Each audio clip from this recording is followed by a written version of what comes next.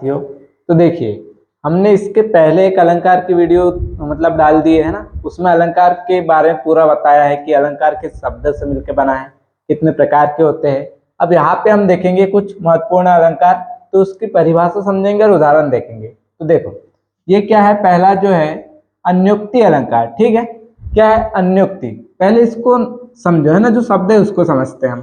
ठीक है, क्या बोला है, अन्योक्ति। ठीक है, तो देखिए ये किससे मिलकर बना, अन्य और उक्ति से। किससे, अन्य और उक्ति, मतलब अन्य उक्ति, उक्ति मतलब कथन। ठीक है, तो देखो अब परिभाषा क्या है, जिस काव्य में किसी अन्य वस्तु या व्यक्ति को लक्ष्य में रखकर कोई बात किसी दूसरे के लिए कही जाए। ठीक है, वहां कौन सा अलंकार होता है, अन्योक्ति। देखिए इसमें क्या बोला है, कोई काव्य जिसमें कि कोई वस्तु या फिर व्यक्ति को, है ना, कोई अन्य वस्तु या व्यक्ति को लक्ष्य में रखा और बात किसी और के लिए कही है ना। जैसे कि हम लोग देखते हैं कि पॉइंट मारना रहता है ना, तो बोलना किसी और को है लेकिन कहते किसी और को है, तो वैसे सेम ये भी है ना। तो देखिए जैसे उदाहरण क्या है, माली आवत देख कर कलियन करी पुकारी, फूले फूले चुन लिए काली हमारी बारी। ठीक है, तो देखो यहाँ पे क्या है, यहाँ पे काली है ना।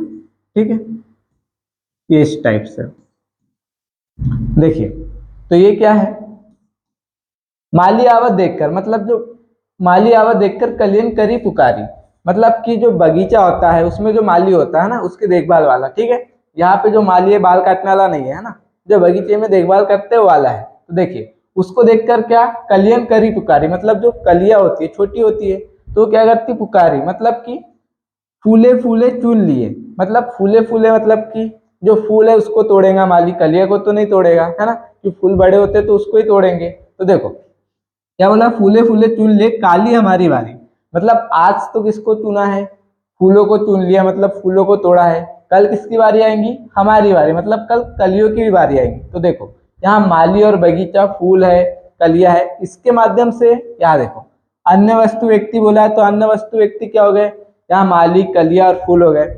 और क्या बोला है, लक्ष्य में रखकर कोई बात किसी दूसरे के लिए कही जा रही, मतलब इस उदाहरण के माध्यम से कवि किसके लिए कह रहा है, मानव के लिए, है ना। कि देखो आज जो मतलब बुजुर्ग लोग हैं उनका देहांत हो जाता है, लेकिन कलिया, यहाँ पे कलिया मतलब हम जैसे छोटे बच्चे, है ना। ठीक है, तो ये क्या बोल रहे हैं कि आज जो बड़े लोग हैं वो चले गए, तो आगे चल के किसकी बारी आएंगी, हमारी बारी आएंगी। तो कलिया और फूल के माध्यम से ये बताया गया है, किसके लिए, तो मानव के लिए। ठीक है, तो अन्योक्ति मतलब अन्य युक्ति के लिए हो गया। ठीक है, इस प्रकार से अलंकार हो गया। अब देखेंगे हम दूसरा अलंकार कौन सा है, तो देखिए यहाँ पे है वक्रोक्ति। ठीक है, अभी जैसे मैंने आपको बताया कि उक्ति का मतलब क्या होता है, कथन होता है, और वक्र का मतलब क्या होगा, तो वक्र का मतलब होता है टेढ़ा, है ना। जहाँ पे कथन को टेढ़ा मतलब टेढ़े रूप से कहा जाए या फिर उसका आशय टेढ़े रूप से लिया जाए। जैसे जहाँ किसी उक्ति का अर्थ जानते हुए कहने वाले के आशय से भिन्न लिया जाता है, वह कौन सा अलंकार होता है, तो वह वक्रोक्ति अलंकार होता है। कौन सा अलंकार होता है, वक्रोक्ति, है ना। क्या बोला है परिभाषा में, कि किसी उक्ति का अर्थ जानते हुए, है ना, मतलब जो हम कह रहे हैं उसका अर्थ पता है लेकिन फिर भी हम जानबूझकर उसका गलत मीनिंग निकालते हैं या गलत अर्थ निकालते हैं। जैसे कि उदाहरण देखो, कौन तुम है घनश्याम हम तो बरसों कित जाए। अब देखिए यहाँ पे जब राधा जी कृष्ण से गुस्सा हो जाती है ना, तब कृष्ण जब जाते हैं उनके घर पे, तो कृष्ण क्या बोलते हैं कि मैं घनश्याम हूँ। क्या बोला है यहाँ पे, घनश्याम। अब घनश्याम का और एक मीनिंग क्या होता है, बादल होते हैं, काले बादल। ठीक है, लेकिन राधा जी जो है उनको पता है कि घनश्याम मतलब कि कृष्ण आए हुए हैं, लेकिन वो क्या कर रहे हैं, यहाँ देखो अर्थ जानते हुए क्या बोला है, भिन्न, है ना, भिन्न आशय निकाल लेते हैं। जैसे कि उनको पता है कि घनश्याम मतलब कृष्ण है, लेकिन वो घनश्याम का यहाँ क्या मतलब निकाल रहे हैं, बादल। तो क्या बोल रहे हैं, बरसों की जाए, अगर बादल होते यहाँ तुम्हारा क्या काम है ना, कहीं जाके बरसों। ठीक है, तो इस प्रकार से क्या हुआ, वक्रोक्ति मतलब टेढ़ा अर्थ निकाला है। ठीक है, तो इस प्रकार से वक्रोक्ति अलंकार हो गया। अब अगला देखेंगे हम, देखिए अगला कौन सा है, देखिए अगला है हमारे पास में अतिशोक्ति अलंकार। ठीक है, अब यहाँ पे देखिए किससे मिलके बना है, ये मिला बना है अति से। ठीक है, अतिशोक्ति। अब आपको पता है कि जो अति है ना, बोलते हैं बहुत ज्यादा अति हो रही है। ठीक है, तो वही वाला अति है यहाँ पे, है ना, मतलब किसी बात को बहुत अधिक बढ़ा चढ़ा कर बता रहा है ना।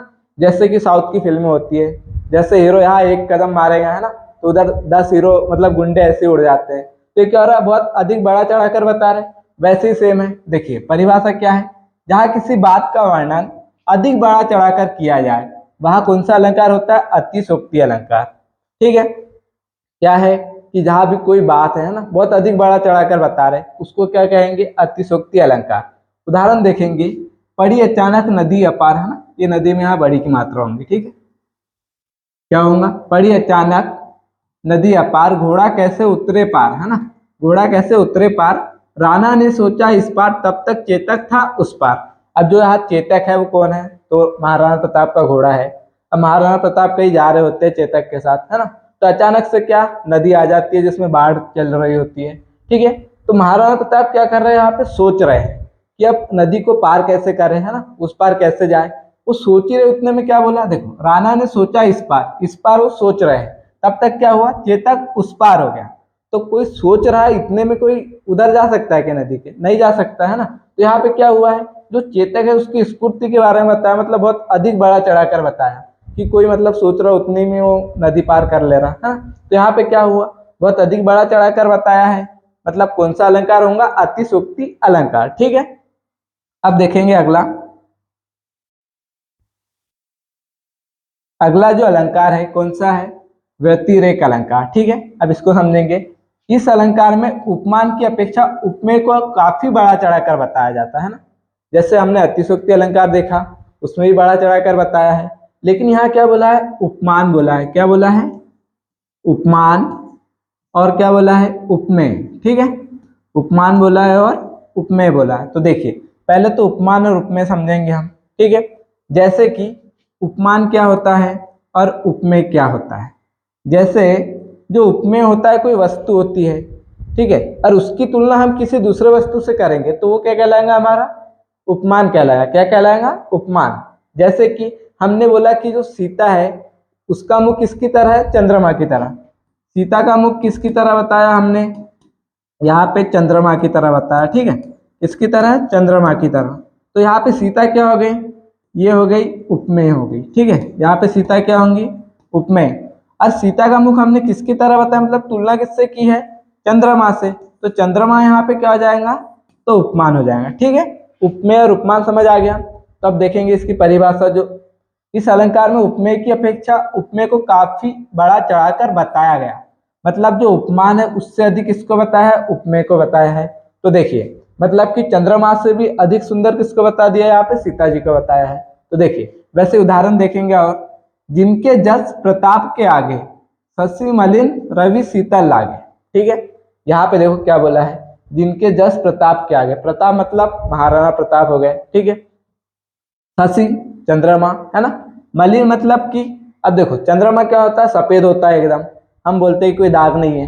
तो जो प्रताप है ना, महाराणा प्रताप, उनके सामने चंद्रमा भी कैसा है, मलिन है। ठीक है, और रवि शीतल मतलब जो सूरज है जो चमकता है वो कैसा पड़ गया वहां पे, शीतल मतलब ठंडा, है ना, मतलब सूर्य भी और चंद्रमा भी महाराणा प्रताप के आगे कुछ नहीं है, है ना। तो देखिए यहाँ पे महाराणा प्रताप की तुलना किससे कर रहे हैं, चंद्रमा और रवि मतलब सूर्य से। तो हम किसको श्रेष्ठ बता रहे हैं, तो प्रताप को बता रहे हैं। तो यहाँ प्रताप क्या हमारे लिए उपमेय है, और शशि और जो रवि है वो क्या है, उपमान है। ठीक है, तो इस प्रकार से व्यतिरेक अलंकार हुआ।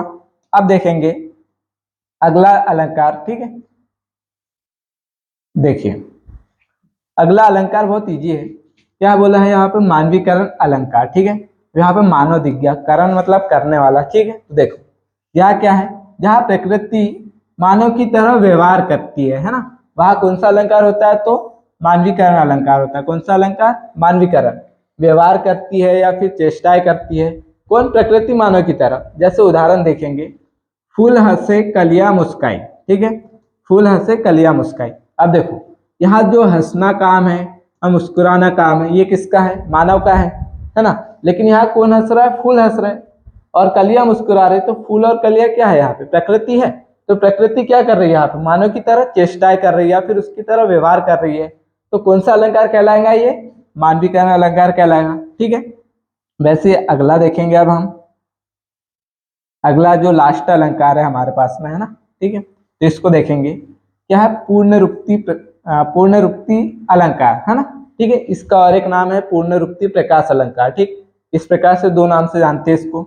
यहाँ पे देखो पूर्ण आ गया है ना, मतलब कि बार बार। देखो आपने यमक अलंकार पढ़ा है ना, तो देखो अगर यमक अलंकार आपने नहीं पढ़ा है तो हमारी इसके पहले की जो वीडियो उसमें हमने यमक अलंकार के बारे में बताया है, तो जाके आप देख लीजिए। देखिए यहाँ पे क्या है, सेम यमक अलंकार की तरह है ना।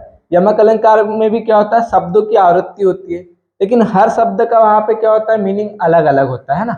जो आवृत्ति होती है उन शब्दों का मीनिंग अलग होता है। और यहाँ पे क्या है, जहाँ समान अर्थ में शब्दों की आवृत्ति होती है उसे क्या कहते हैं, पूर्णरूक्ति अलंकार। ठीक है, क्या बोला है, समान अर्थ में, मतलब कि शब्द की आवृत्ति तो होंगी लेकिन वो कैसे रहेंगे, समान रहेंगे, एक जैसे अर्थ रहेंगे उसके। ठीक है, तो देखो उदाहरण, झुम झुम मृदु गरज गरज घनघोर। अब देखो यहाँ पे झुम झुम दो बार शब्द आ गया, गरज गरज भी आ गया। ठीक है, यहाँ पे क्या हुआ, शब्द की आवृत्ति हो गई, लेकिन यहाँ झूम का मतलब है, यहाँ झूम का दोनों का कैसा है, समान है। यहाँ गरज और गरज दोनों का कैसा है, समान है। ठीक है, लेकिन यमक अलंकार में क्या होता है, जैसे उसका उदाहरण है काली घटा का